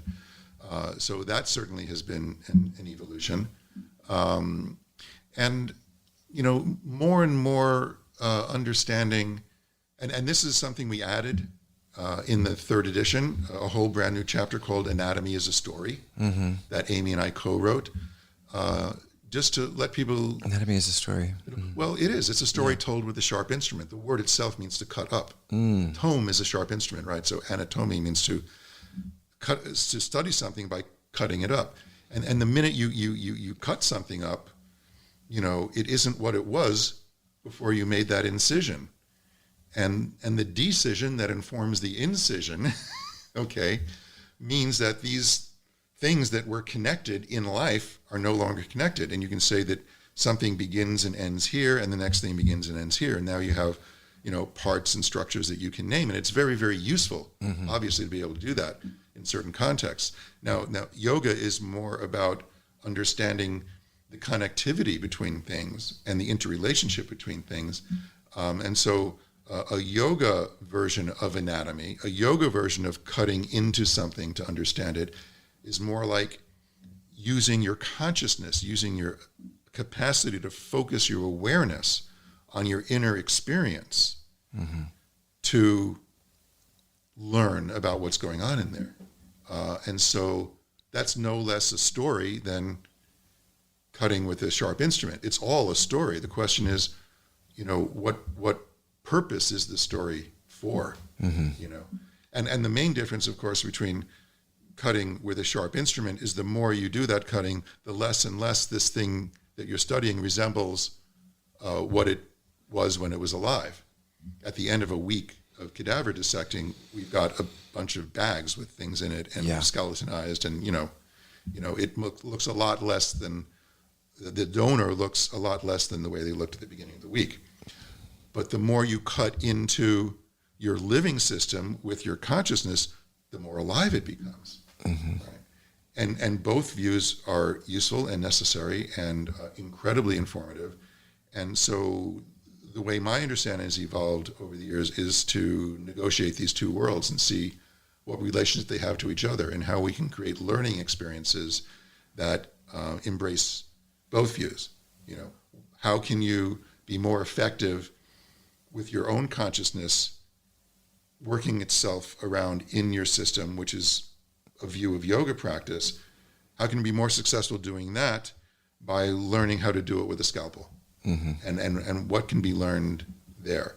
And how are the different ways you can dissect that honor the integrity and the layers, as opposed to, you know, you can hold the scalpel, you know, facing down, like perpendicular to the tissue, and cut down through the layers and separate one thing from another that way. And that's usually what regional anatomy is about. That's how medical students are trained and surgeons are trained. But what Gil Hedley pioneered, and other people like, you know, Tom Myers and even some of the older anatomists, when you see their work, they went in layers. They were holding the scalpel more parallel to the planes of tissue and seeing where are the layers. Yeah. And where's the integrity of the layers. So you get the whole anatomy trains model that Tom pioneered, right? The fascia and the myofascial meridians. Yeah. So, you know, there's that way of using a scalpel. So it's not just one way to cut with a sharp instrument either. Yeah. So we try to bring those two conversations together in the lab. And that'll never end. I don't know any arrogant anatomists who I'm sure there are arrogant anatomists out there, but the ones that we hang out with, they're so humbled by this thing that we're studying and the infinite variation and variety that we're encountering in the lab. You know, there's no thought that you could ever completely master it as a topic. Yeah. It's always showing you new things. It's always showing you new views. It's always, you know, producing stuff that you haven't seen before. And that's the fascination of that.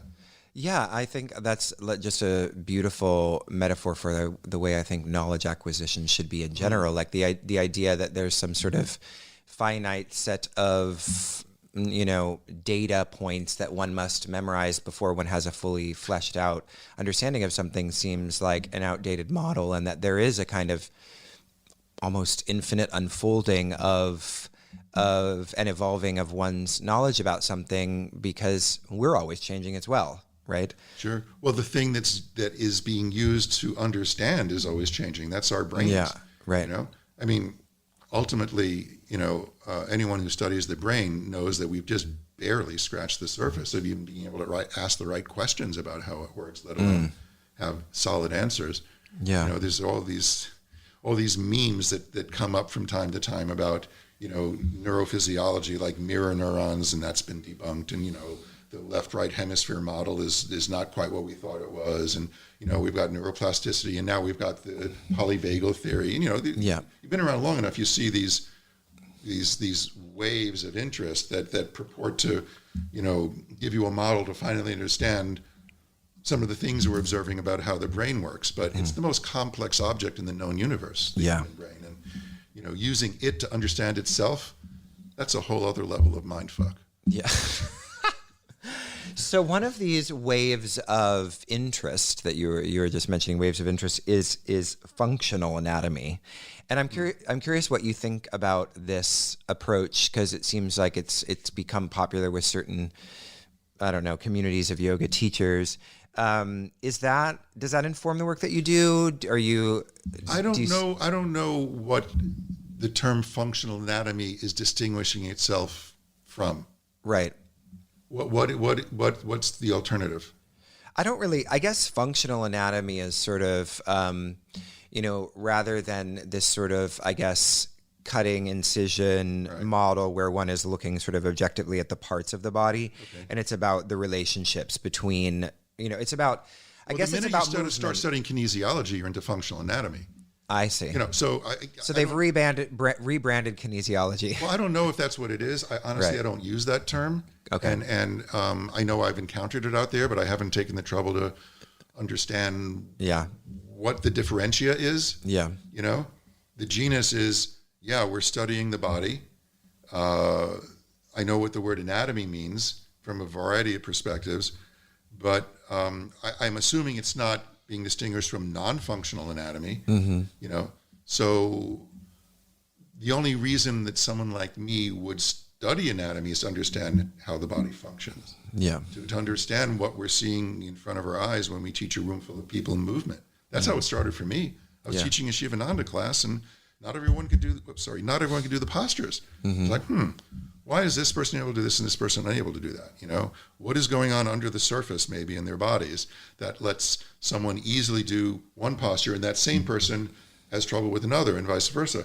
And so I started looking in books and seeing where the hamstrings were attached and where this or that was attached. And it's like, okay, things started making a little bit more sense, you know? So for me, the whole reason to even approach a topic like anatomy was to understand on a more functional level what was in front of me as someone that was teaching yoga.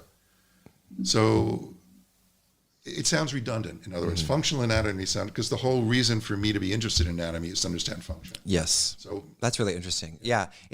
Maybe it is sort of a kind of contemporary term that's rebranded something that's already there. I think there's straw manning, frankly. I think there's straw manning regional anatomy. Right. I think there's straw manning the way Western medical people study anatomy. I see. That may be what they're doing. Okay. You know? Yeah. Which is easy enough to do. Yeah. Because I've had doctors come in to some of my anatomy courses when I was teaching them, you know, at the Breathing Project in New York.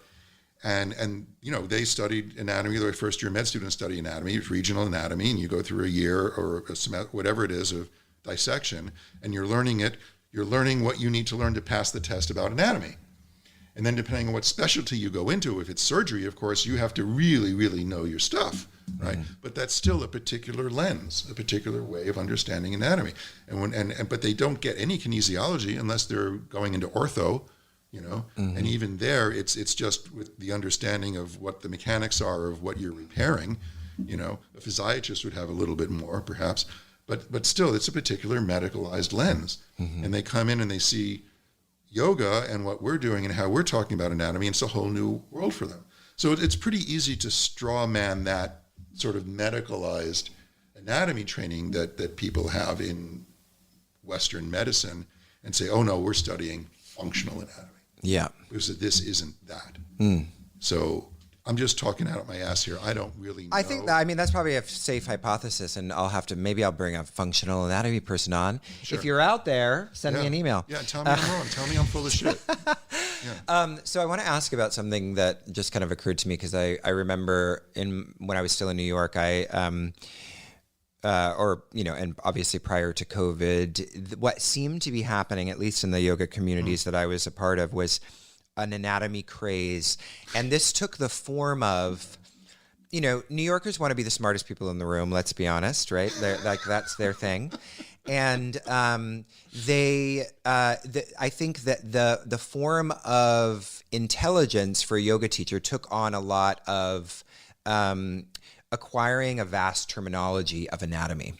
And so I know. And so what I ended up finding in classes, it just started to, it was like you were being washed with all of this terminology and all of this hyper detail specificity about like what's going on in your hip.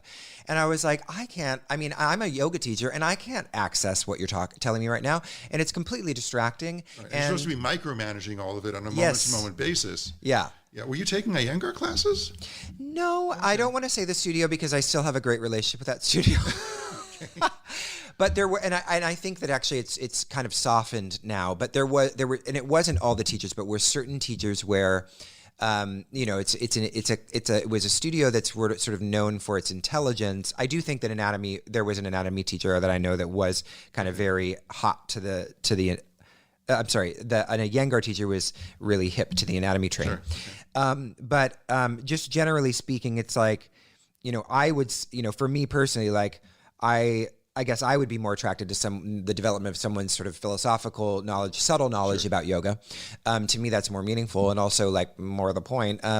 But there really was this kind of like deep development of and escalation of anatomy terminology in the classroom in a regular yoga class. No, I've run into that. So what do you think about that? I run into that when I don't take other people's classes anymore because they see me, they recognize me, and then that starts spilling out of their mouth. Right. And so got to impress the anatomy guru. Oh, got it. Yeah, and it's so uncomfortable. Sure.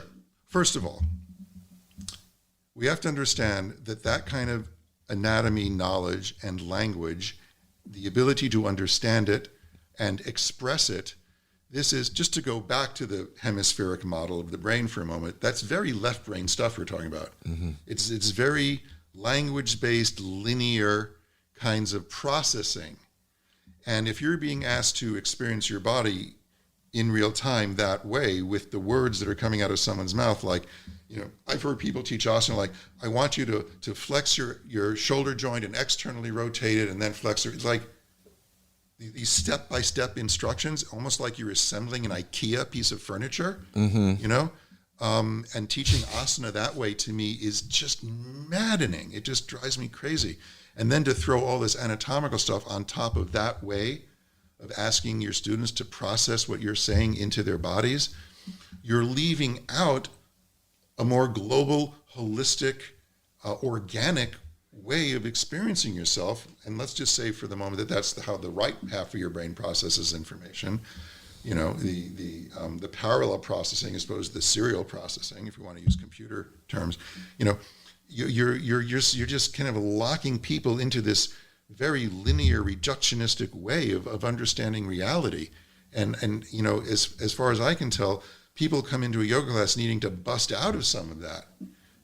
And to whatever extent our book or anything I've taught or put out there in the world has made people think that this is a good way to teach yoga, I apologize. You heard it here first. Well, no, because seriously, when the book first came out, Amy and I were horrified to hear that some people thought it was a practice manual, meaning they were going through the analysis we did of each pose, and then trying to get each joint in their body to do the thing that we were describing, and they were like they were using it as a recipe for further micromanaging their neuromuscular musculoskeletal existence. And it's like, no, it's not a practice manual. Yeah, it's a reference book that lets you know what's happening when you put your body into a shape from a starting position. So yeah, there is that way of teaching, and like you, it's like nails on a chalkboard. Yeah. And I don't really understand the value of it, other than showing off. It's showing off. I think it's showing off. I think it's an insecurity that many people have, because let's face it, when you approach a field that's as vast as anatomy, it's impossible to not feel insecure in terms of how much you know versus how much there is to know. And I think a lot of people think the more they can learn and the more they can memorize and the more they can spit back out their mouth of what they've memorized, the less insecure they'll feel around their anatomy. So I think there's some insecurity there. Yeah. That's being compensated for. I avoid anatomical language as much as I possibly can when I'm teaching. I avoid the words right and left when I'm teaching. I don't use them.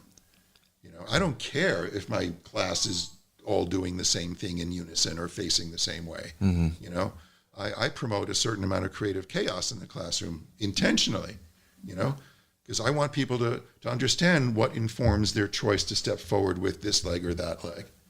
That's fuel for an inquiry. Yeah. Right. So I don't even direct them as far as right and left is concerned. I'm certainly not going to say, okay, now we're going to do something for your hamstrings. If someone asks a question about a problem they're having and it's answerable with some anatomy that's going to help them, yeah, but I don't spew it out there. Yeah. That to me is just taking things in the classroom in the wrong direction. Well, that brings up an interesting question of how then do we as teachers translate the anatomical knowledge to a supportive container for the student, or rather, how do you transmit that in a way that actually is fruitful rather than overwhelming? Sure. I don't think it's a direct transmission. I think you translate it into your own practice. You translate it into your own understanding of your body, digest it, and then the words that come out will have some meaning. So yeah, I think you're skipping a step. Yes. If you think that the stuff that you learn anatomically is going to directly come out your mouth and help your students without having really ingested, digested, and fully embodied what it is you've learned. Because otherwise it's just some mental masturbation. That you're doing publicly. And we're not supposed to masturbate publicly. No, we're not supposed to masturbate at all. Haven't you heard? Wow, that's really interesting. You didn't go to Catholic school, did you? I actually went to Lutheran private school until I was in 10th grade. And then fortunately I left and went to public school because I joined the choir of the public school. So I was able to escape. But I certainly was indoctrinated with all of that. Yeah. And I still don't masturbate. So. Oh, good to hear. Good to hear. I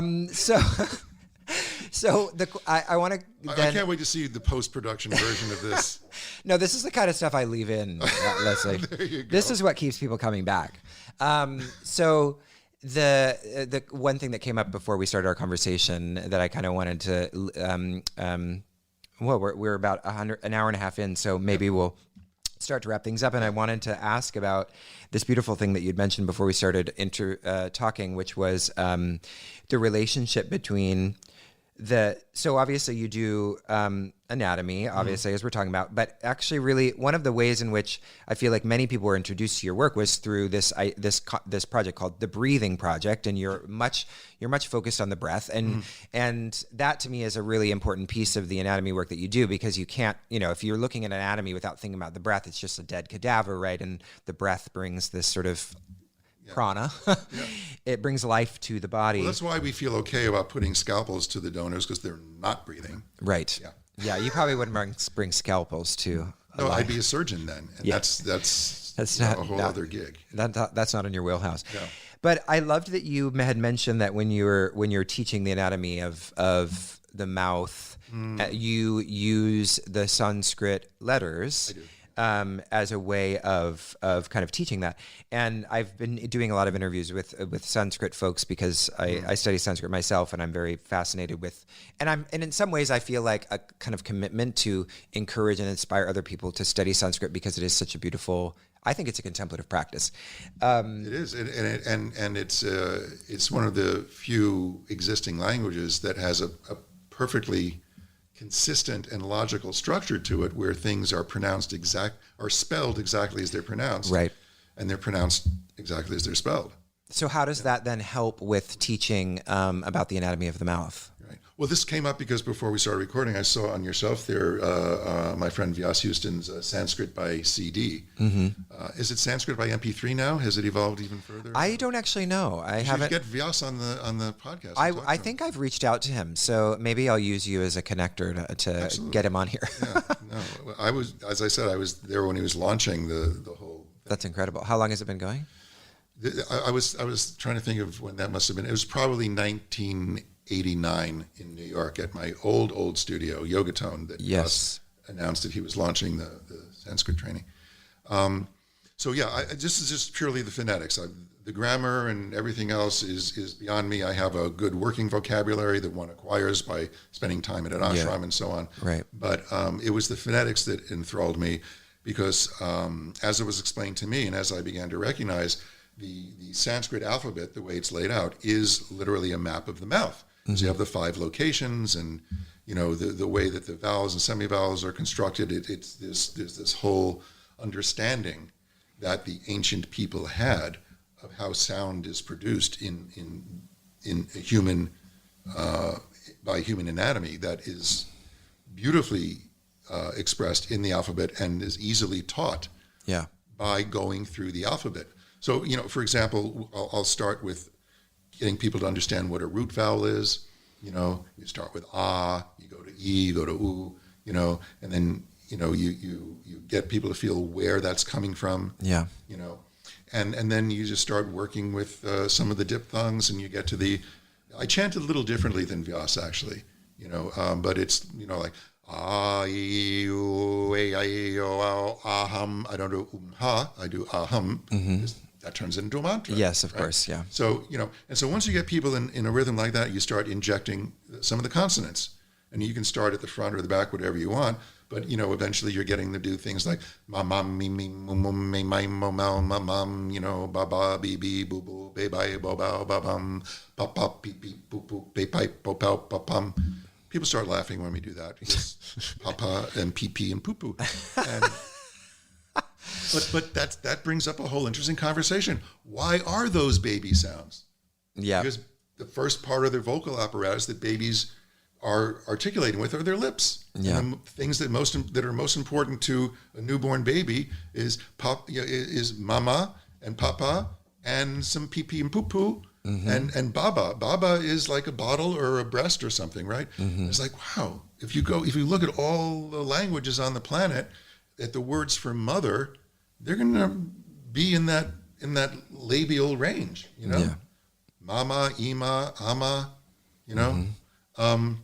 So all these interesting conversations evolve, but it's just a model that I've used, like a scaffold, really, for the teaching of what's going on in the soft palate, with the tongue, with the lips, in the throat.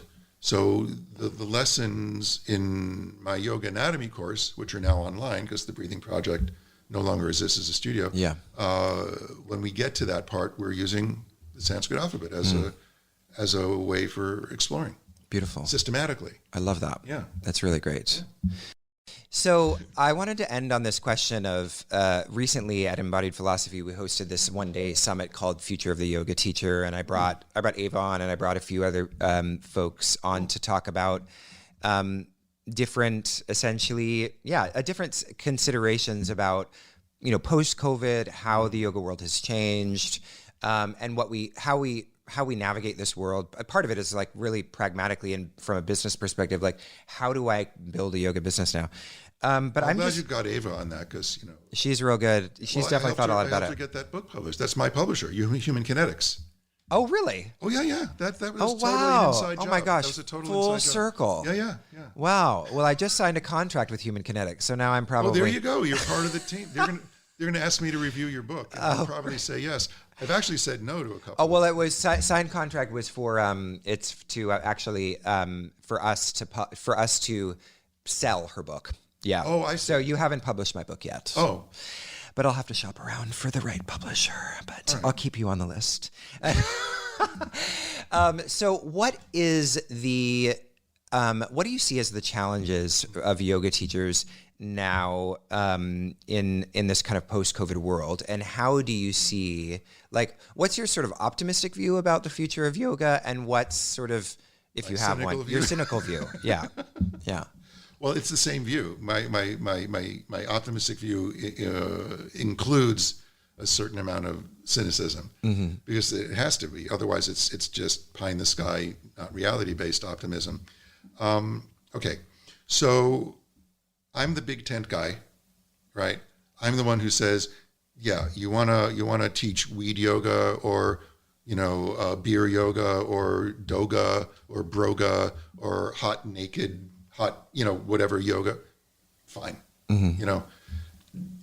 Does it turn my stomach a little bit when I see one of these weird permutations? Because it's not my personal cup of tea. Sure, but I've learned, that's one of the things I've learned to give a little space to and not react to. Right. Right. Because, and this is, you may think it's a cynical point of view, but it's a practical point of view. The slice of the overall yoga pie that nourishes me and my family is a very, very thin slice. I would be a fool to argue against the pie itself getting bigger. Yeah. My proportion of it won't get bigger proportional to the whole pie, but if the pie gets bigger, it gets more nourishing. Yeah. And the reason it gets more nourishing is because, maybe 1 in 100 people who go to Doga or Broga or whatever will develop, as a result of being asked to move and breathe at the same time, some kind of transformational experience that makes them want to go deeper. Mm-hmm. They'll eventually find maybe someone like me. So I think the pie should be as big as possible, include as many people as possible, and no one has the right to say that you are not allowed to teach that yoga because I think it's stupid. Yeah. And you're denigrating the good name of yoga by attaching these other things to it, right? People who are the self-appointed yoga police. Yeah, a lot of that. They are insecure busybodies, for the most part, who really feel that they have the right to become the yoga police. Yeah.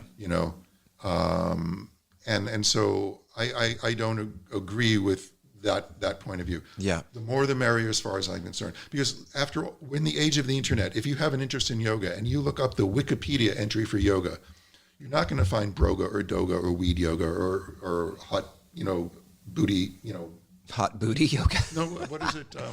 Yoga Yoga booty, boot camp. yoga booty ballet. Yes, that's yoga the thing. booty ballet. Exactly. Yeah, yeah. So you're not going to find. You're going to find, the history of yoga, right? In all of its complexity and depth and whatever. So anyone that wants to look a little deeper into this thing that has given them some benefit, because look, if that's what it takes to get someone on a mat, is the prospect of bringing your dog with you or whatever, or a goat climbing on you, fine. As long as once you're on that mat, someone at some point is going to ask you to move and breathe at the same time. That's what opens the door of all these possibilities. Yeah. So that to me is the optimistic view. And if you want to call it the cynical view, it's like people are going to find a way to, brand it for a particular audience that they think they can make money off of. And that's just the free market operating. Yeah. I'm a free market guy. I'm not the one to say you shouldn't be able to do that, So if I have a cynical bone in my body about all of this, it's that, people are going to be exploitive. They're going to try to game the system. They're going to try to use social media algorithms to promote some idea about yoga that has nothing to do with their authentic experience or anything that's authentically transformed them. It's going to be all flash. And let's face it, any mid-level gymnast in any high school, anywhere in the country, can do asanas in front of a camera and look impressive. Yeah. That doesn't mean squat about Doesn't mean anything. squat, no. But if you But they're getting a lot of yoga gigs from their Instagram posts. If you were a cynical person who saw that this is how you can have a teaching career in the yoga space, and you just set up a tripod and did these things and start, but that's just the free market in operation. The cream will float to the top, the shit will sink. I don't know. Does healthy shit sink or does healthy shit float? I'm not sure how that works. I think healthy shit floats. Yeah, whatever. But you see my point. The truth will come out in the long run. Yeah. And so that's my optimistic point of view. Yeah. That in the end, the small percentage of people that are truly interested in quality will find their tribe. Mm-hmm. And I think of it in terms of music too. Like the conductor of the Philharmonic isn't out there trying to put a beating on P. Diddy because he thinks what he's doing isn't music. Yeah. It's like does he have opinions? Maybe, but why would he want to enforce them on someone else that's enjoying rap? Yeah. Yeah. I know a classical scholar who's one of the top music theorists in the world. He's an expert on Renaissance music. He's also an expert on hip hop because it fascinates him from a theory point of view. Yeah. So there's tents that are big enough for everyone.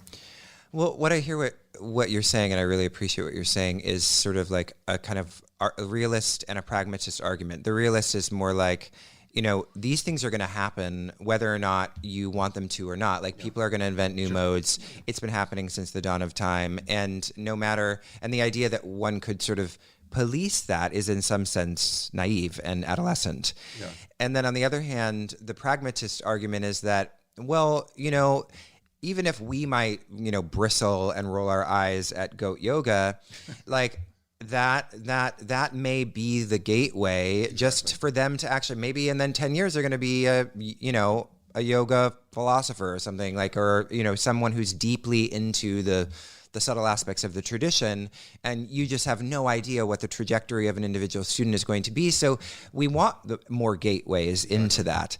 And I guess that the fear, for someone who's striking a critical position would be that, well, if we confuse this space more and more with all these alternatives, then the option to find that, true yoga, I'm using that in air quotes, becomes less and less. So do you just think that that's, like you're saying, that cream ultimately rises to the top and that eventually those things naturally unfold in a positive direction? If you have issues with stuff other people are doing, I would say take whatever energy you have around that and redirect it into creating a superior product. Right, yeah. That's true to you and true to your aspirations, and trust that there are people in the universe who will resonate with that. Mm-hmm. And maybe talk to someone like Ava about the efficient ways to get it out there in the marketplace. Mm-hmm. She's going to love that you said that on this. Yeah, well, there you go. But yeah, I've had people show up in workshops who are very deeply committed to this path, who started in a gym. They were fitness instructors. They were trained by YogaFit, as one of these instructors back then, and they just found a path and they followed it and they followed it and they followed it. And what would that have been like for them if someone had shut that down and said, no, this isn't yoga, you shouldn't do it, we're coming in and we're shutting your doors? Yeah. Not that anyone would ever have the power to do that, but some people would maybe like it if they did. Yeah. What if redirecting someone's attention onto their own product is a product that's about criticizing and tearing down all of these other lesser than products? Oh, they'll find their tribe too. Yeah. I mean, they already have, Yeah. So they haven't stopped me yet. Right. Yeah. You're still getting invited to give podcast interviews. Yeah. Well, this may be the last one, my friend. I don't know. Will it be the poop that gets them, or will it be the cultural commentary? We'll have to see. Oh, the parts that it would be. Well, Leslie, it's been really fun. I'm so glad I was able to have you in my studio/home and to talk with some new fancy equipment around us, and for people to be able to see this on video if they want to. And actually, maybe I should mention that for those that are still just listening to this podcast, Leslie and I are in my home in London with video cameras, and this will soon be or you'll be able to watch the video version of these episodes on our Chitheads YouTube channel. So if you'd like to check that out, go ahead and look it up. Awesome. And you'll post all the contact stuff for me along with the episode, obviously. Oh, absolutely. Yep. We'll link to all that those. That wasn't a question. That was that was a demand. So Leslie, what are you up to in the future? I want to end with that, actually. Sure. How can people get in touch with you? How can people see what you're doing? When are you doing more workshops? Sure. What's the online presence and all of that? Well, everything's collected on my personal website, which is yogaanatomy.org. And that's 2 A's, yogaanatomy.org. Mm-hmm. No dash. There's another one with 1 A, and it's not me. There's no dash, just one word, yogaanatomy.org. And there's links to all the stuff I'm doing there, including my teaching calendar and some online content I've put together, like a subscription service, and also the online courses that we've put up, which were the ones we were teaching at the Breathing Project, which are now online. And sort of the most successful one is the fundamentals, where it's an online way of providing the 20 or 30 or whatever hours that are required for a teacher training program. Right. That's both me and Amy, with much more than 20 or 30 hours of resources behind it. And, so that's proved to be a very useful thing for all these sort of online trainings now. Absolutely. Cool. Incredible. Yeah. All right. So you heard it. Yogaanatomy.net. I've been speaking with Leslie Kaminoff. Yogaanatomy.net are the online courses. Yoganatomy.org is your personal website. We do have yoga. Those are the online courses, .net, and then .org is my personal website. All right. Thank you for that. Thank you. I almost sent people in the wrong direction. No, that was a good website. Okay, good. All right. I've been speaking with Leslie Kaminoff, author, along with Amy Matthews of Yoga Anatomy. Leslie, thank you so much. Been a pleasure. Been fun.